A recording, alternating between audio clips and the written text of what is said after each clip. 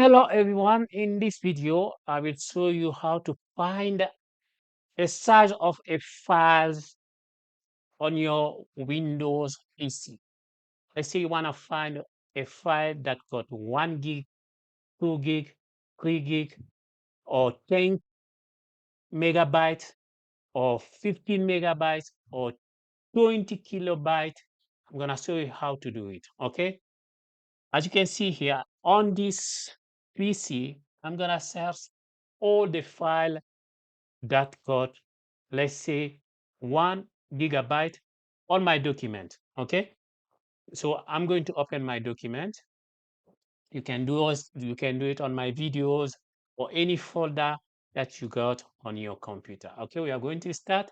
When you open a folder on your computer, you just come where they say search on this corner here.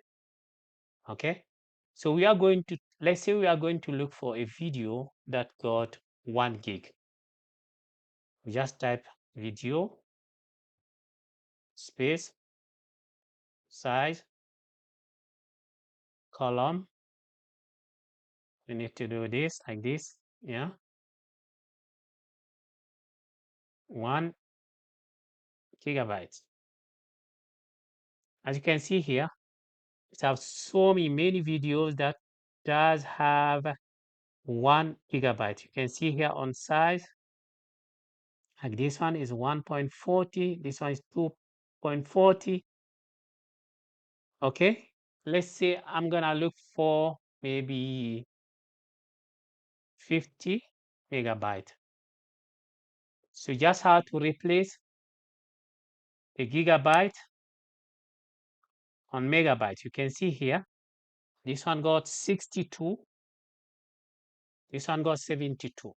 Okay, if you want kilobyte, you just remove the megabyte, the MB, you see kilobyte, and it can't find any video.